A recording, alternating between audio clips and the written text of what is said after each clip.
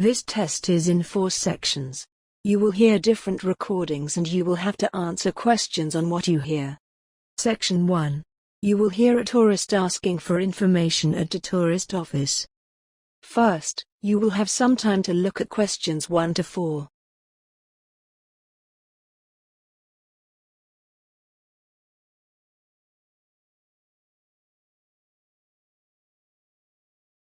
You will see that there is an example that has been done for you. On this occasion only, the conversation relating to this will be played first. Hello, how can I help you? Hello. Is it possible to book a bus tour of the city here? Of course, sir. When would you like to take the tour? The man inquires about booking a bus tour in the city. So, bus tour has been written for you. Now listen carefully and answer questions 1 to 4. Hello, how can I help you? Hello. Is it possible to book a bus tour of the city here? Of course, sir. When would you like to take the tour? Afternoon. Oh, and it's for 2 people. Right. Now, I just need some details. Can you give me the names of the 2 people, please? Yes, Susan Field and James Carter. Susan Field and James... Sorry, can you spell your surname for me, please? It's Carter. Carter. Thank you. And can I have a contact telephone number? Why do you need one? Just in case we have to cancel the tour and need to contact you. I see.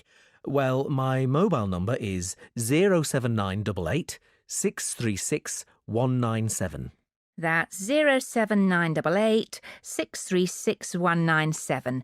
Now, can you also tell me which hotel you're staying at? The Crest Hotel. Oh, no, sorry. That's the hotel we're staying in next week. It's the Riverside Hotel. Oh, the Riverside is a lovely hotel. Are you enjoying your stay? Yes, we are, very much. We'd definitely recommend it to others. Oh, I am glad. Now, I can book you on the tour at 4 p.m. Would that suit you? Alternatively, there is one at 2. 2 would be better for us, please. Right. That's booked for you, sir. 2 people at 2 p.m. today, August the 14th. You pay the bus driver when you get on, and it's £4 per person. Thank you very much.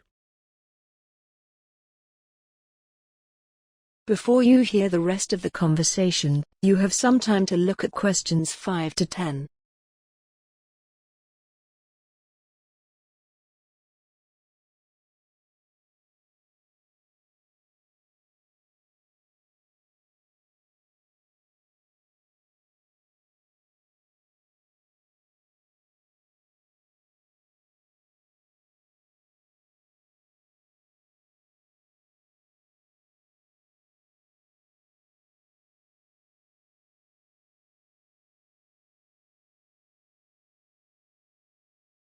Can I also ask you about the museum in the main square? I was reading about it in my guidebook and was shocked to see that the entrance price is £10. Why does it cost so much? Well, the museum has the largest collection of Latin American art in Europe. People come from all over the world to see it. But that's not the reason why it's so expensive to get in. You see, the building is very old and it needs repairs. The £10 ticket cost will go towards repairing the roof and the walls. I see. Well, I suppose it's worth paying £10 to see the collection. Yes, I think so too. Is there anything else I can help you with? Actually, there is. I was wondering if you knew of any good restaurants in the area. Well, there are a few restaurants near the harbour and a couple on the beach, which are nice. The problem is that the smell of the fish market is quite strong down there. I don't think my girlfriend would be very pleased. I know what you mean. It's not very romantic, is it? My advice would be to go to the next town. It's bigger and the restaurant selection is wider. You can get there by taxi and it only takes about 10 minutes. The town is quite picturesque. Is it for a special occasion? Yes, it's my girlfriend's birthday, so I'd like to go somewhere special. Do you know any of these restaurants well enough to tell me about them? Well, I know about a few of them, and there are pictures in this leaflet here. Oh, this one here is lovely, the Bellevue, and it's extremely popular. It has a famous chef, so it's not cheap, but the standard of the food is very high. It's right by the sea, and there are wonderful views if you get a good table. Then there's the Lighthouse Cafe, you can see the picture here, which isn't really a cafe at all. In fact, it's a great restaurant and a lot of TV celebrities and actors eat there. The place has been going for over 100 years. It's quite an institution around here. I'm not sure about those two. They sound too expensive to me. I was thinking of somewhere small, not too upmarket, but with good food. In that case, what about Harvey's? The same family has run this restaurant for over a century, and it's reasonably priced and really popular with local people. Oh, and there's another family-run restaurant, Stonecroft House. New owners took over a month ago, and they're getting good reviews. There's a new chef there, and the food is meant to be very good. This leaflet has the contact details for all the restaurants, so you can just call them if you'd like to book a table. Great, thanks. You've been very helpful. That is the end of section 1. You now have half a minute to check your answers.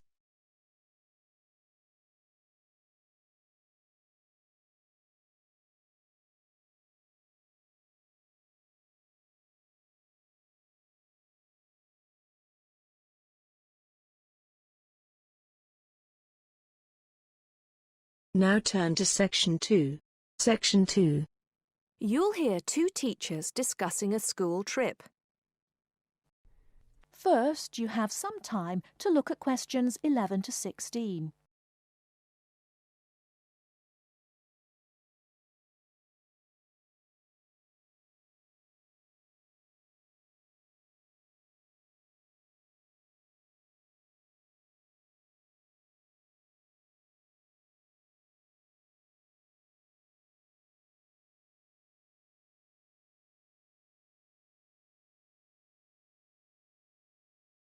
Now, listen carefully and answer questions 11 to 16.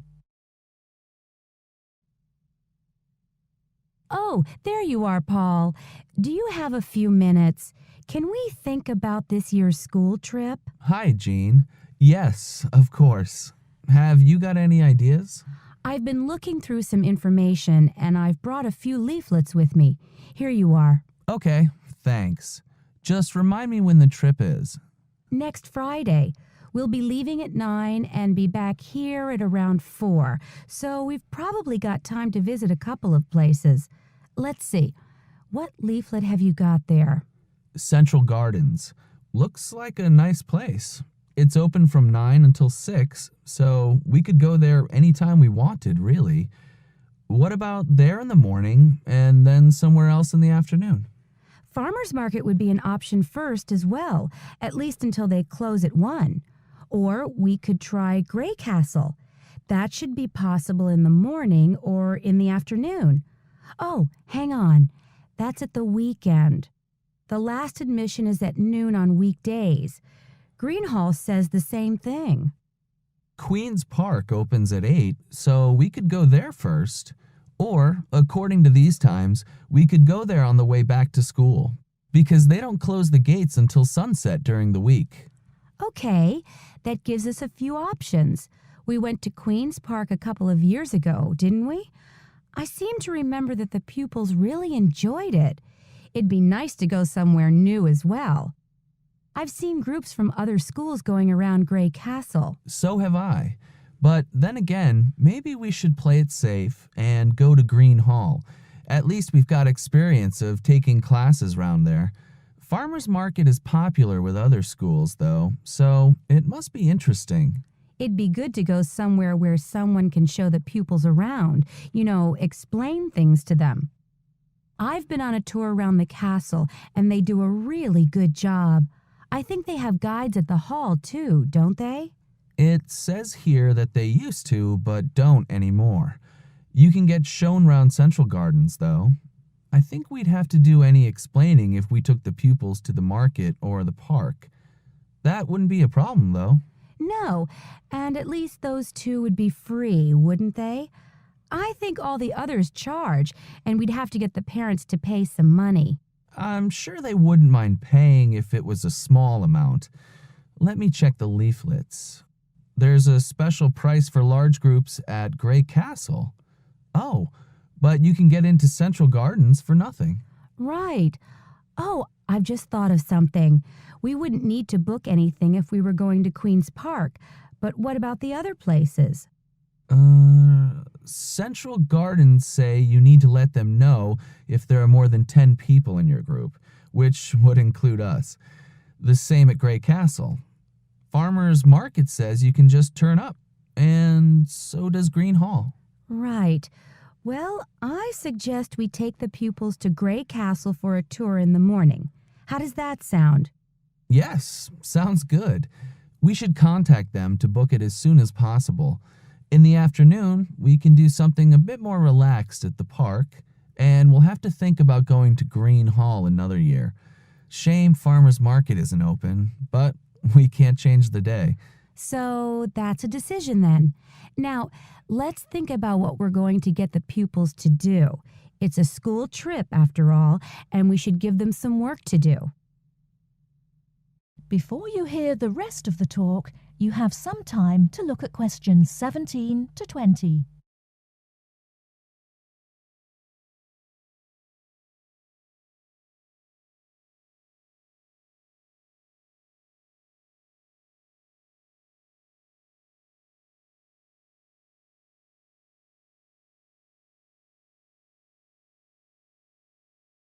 Now listen and answer questions 17 to 20. I think they should know something about the place before they go. That way they know what they're looking at, and they'll be able to write about it better when they get back. I'll put some information together to look at home and give them copies after the next lesson. Good idea. I'll write something for them to do as they're going round the place. We did a quiz last year, and that worked really well. I'll do the same kind of thing this time. Okay. Now, what about the travel arrangements? How are we getting there? What do you think? I remember one year Mrs. Jackson took her group by bus, and that was a complete nightmare. It's quite a long way, isn't it? We could hire a coach for the day, which is what we usually do, or there's the train. It's rush hour, though, isn't it? So it'll be really crowded. And it'll be more convenient for the rest of the day if we've got our own transport. Yes, we'll do that then. Anything else? Oh, we need to let the parents know what's happening. We could ask the office to call everyone. It would take too long with so many. I know when we send a letter home, there are always a few pupils who lose it, but not all the parents have email yet, so I don't think we have any choice, really. I'll write something and take it to the school office this afternoon. Right. I'll go and tell the pupils the good news. That is the end of section 2. You now have half a minute to check your answers.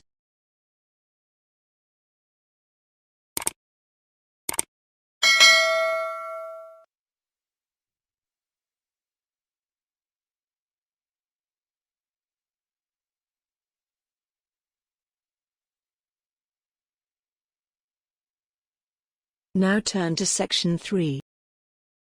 Section 3. You will hear two students, Jenna and Marco, discussing a business studies project they have to do. You now have 15 seconds to read questions 21 to 24.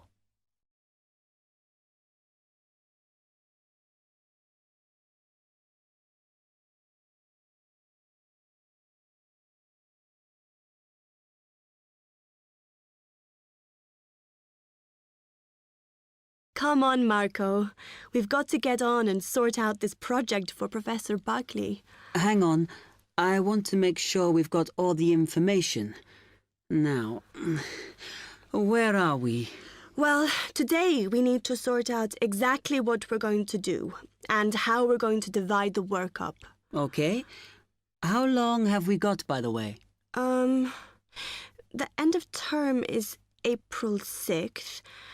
And he said to hand it in on week 8, so that's March 25th at the latest, because the beginning of that week is the 21st, so not long. Right. Have you got the notes there? Yes. He wants us to do a fairly small-scale study, like the last one, on whether or not businesses were offering more benefits to staff. And we've now got to look at the rise in older workers. It should be fairly straightforward. Yeah, as long as we keep it small. Who's marking it? I don't know. Sometimes he gets the PhD students to mark it for him. Oh, actually, it just says here, a senior lecturer. I suppose it's too much for Professor Barclay to do them all. Yeah. Anyway, how are we going to go about this? Well, we have to decide how big we want it to be and who. Yeah, but I think we must sort out a timetable for the project. Otherwise, nothing will get done. Okay. Do you want to do that? All right. I'll do it as soon as we finish here.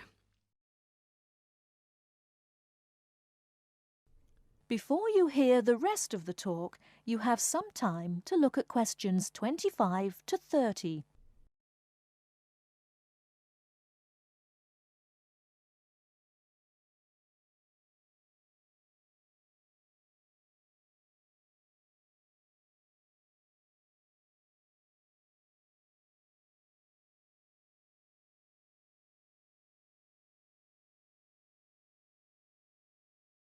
Now listen and answer questions 25 to 30. Okay. What do we have to do now for the project? What's the best way to go about it? Well, Professor Carter suggested we set up a focus group to get some in-depth interviews, but I think that'll take a lot of time. Yeah, I agree. If we did a focus group, we'd have to spend time deciding who to include in it, and it's not necessary to do one anyway. Oh, fine. And if you agree, I think we should get in touch with the businesses on the list Professor Carter gave us and ask them if they're prepared to participate. Sounds good. Then we can go there, give them questionnaires, and collect them later. Exactly. Okay. Then, do we need to book one of those study rooms in the library so we can work together to input the data? Perhaps not, as I guess just one of us could just sort it out actually. Yes, that would be easier. A lot of what we're doing is qualitative, so it'll be writing up rather than statistics. No software for that, I'm afraid. And I think it would look better if we had actual shots of some of the staff, because we're citing appearance as a factor in employability, aren't we? Yeah, okay. I'll factor that all in when I sort everything out tonight. I'm glad we decided to work together. I think it's going to work out well. Yes, well, given that we had to work in pairs on this project, I think we were right to choose each other. We complement each other academically, as we're each good at what the other isn't. In fact, we should have tried working together before. Yes. Now, how shall we split the work? I'll do the analysis, shall I? Oh, okay. It's just that it might be faster, because I'm used to doing it. Although your English is better than mine. I need more practice at reading, really. Okay, I'll do the presentation then, if that's okay with you. Yeah, sure. I don't mind speaking in public, but I hate preparing all the notes for them. The thing is, the tutor said one person should do the whole presentation, and he said he expects me to do it because I haven't done one yet. No, that's fine. Now, let's see. That is the end of section 3. You now have half a minute to check your answers.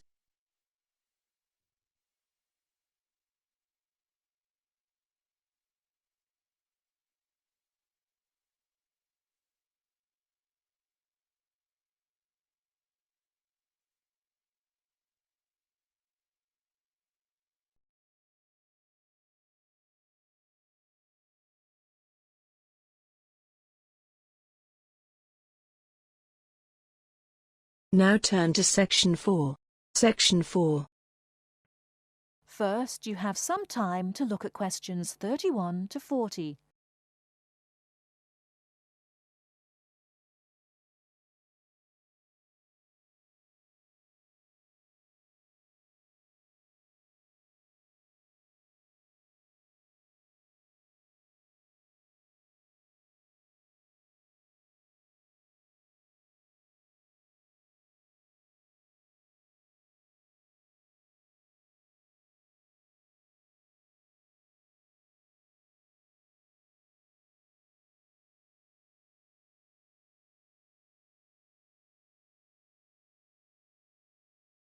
Now listen carefully and answer questions 31 to 40.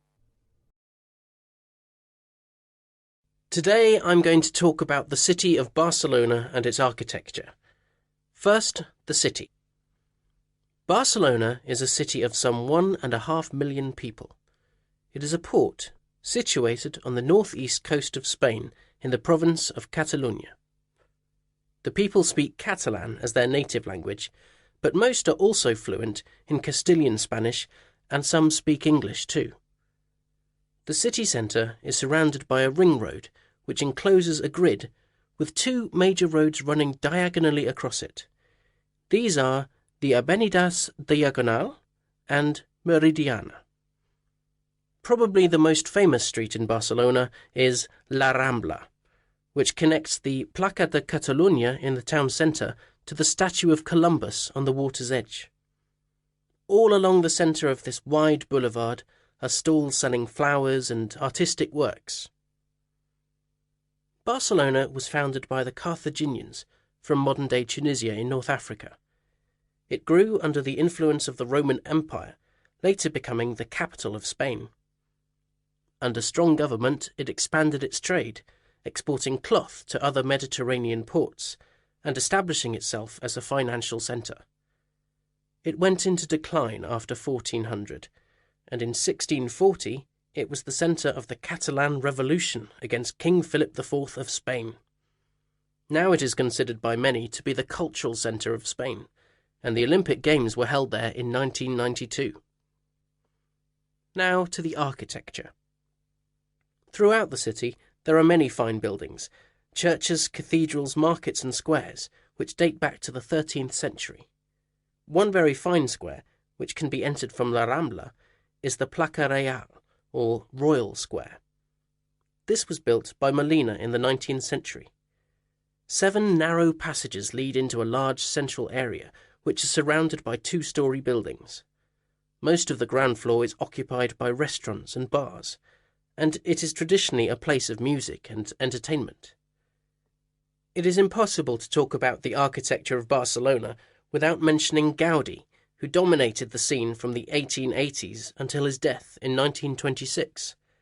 His style was unique, a decorative form of Art Nouveau, the style of the 1920s and 30s in Europe. It was based on organic natural forms, which often seem to defy the qualities of the materials they are made from. I will mention just 3 of his best-known works today. The first is Gwell Palace. This was built for the Count of Gwell, one of Gaudí's main supporters. The building features 2 arched gates, which lead into the stable area.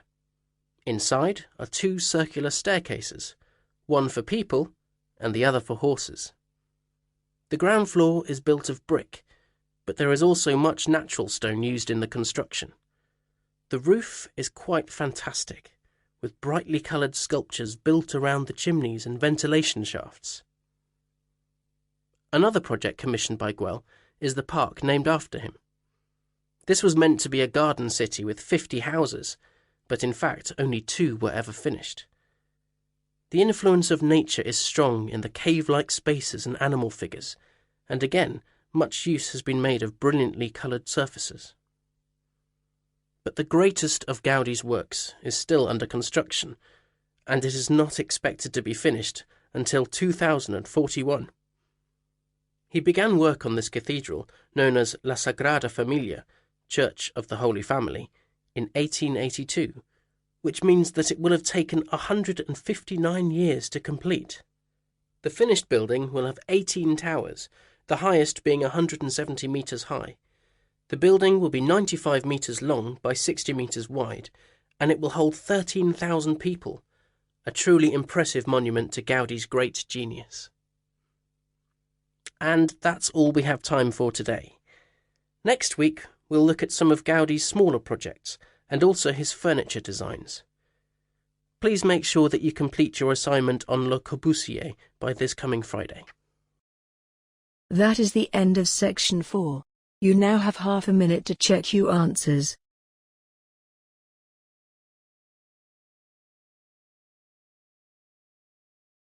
That is the end of this listening test.